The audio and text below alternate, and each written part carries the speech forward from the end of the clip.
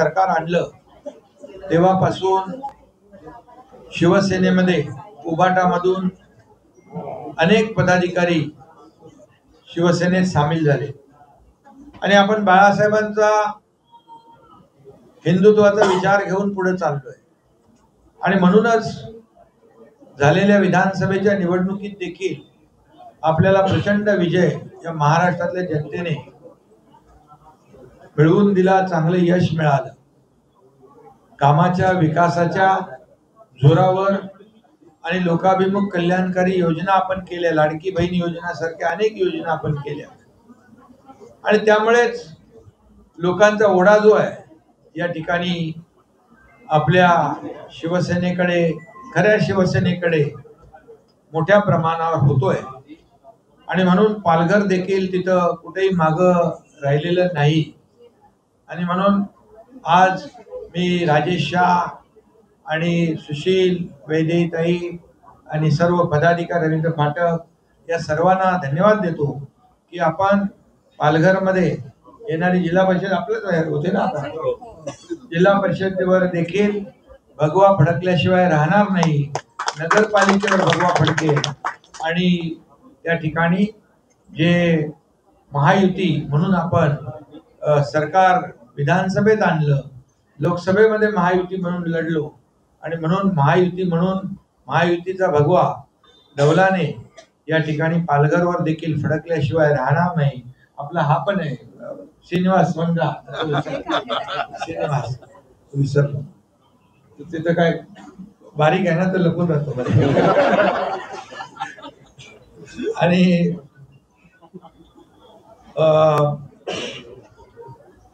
गेल्या मागच्या काळामध्ये आपण राज्यभरातून, तालुक्यातून, जिल्ह्यातून शिवसैनिक जे आहेत, पदाधिकारी जे आहेत, इतरही पक्षाचे लोक शिवसेनेमध्ये सामील होत आहेत आणि याचं कारण एवढंच आहे की आपण सर्वजण बाळासाहेबांचे, धर्मवीर आनंद दिघे साहेबांचे विचार पुढे नेणारे आहोत। धर्मवीर आनंद दिघे साहेबांनी देखील ठाणे आणि पालघर हे एवढं पायाला भिंगरी लावून ते फिरले आणि त्यामुळे पालघरमध्ये, ठाणे जिल्ह्यामध्ये शिवसेना या ठिकाणी मजबूतीने उभी राहिली आणि म्हणूनच आज पालघरच्या देखील पदाधिकाऱ्यांनी शिवसेनेमध्ये प्रवेश केलेला आहे आणि मी आपल्याला एवढंच सांगतो की पालघरचा कायापालट करण्याचं काम शिवसेना करते आहे आणि आज आपण हा जो वरळी वर्सोवा जो समुद्रावरचा ब्रिज करतोय तो पुढे आपण दहिसर म्हणजे भाईंदर ते विरार पर्यंत घेऊन जाणार आहे आणि विरार ते तुमच्या पालघर पर्यंत पुढे न्यायचं आहे। त्यामुळे तुमचा प्रवास आता तुम्हाला खूप वेळ लागला नाही यायला, आता एकदम शॉर्टकट मध्ये जोरात या, लवकर या, अजून काही लोक इकडे ट्रॅफिक मध्ये आहेत, त्यामुळे हा अगदी तुमच्यासाठीच प्रशस्त असा महामार्ग आपण करतोय आणि म्हणून तुम्ही योग्य निर्णय घेतला, तुम्हाला मी मनापासून शुभेच्छा देतो, मनापासून आपलं सगळ्यांचं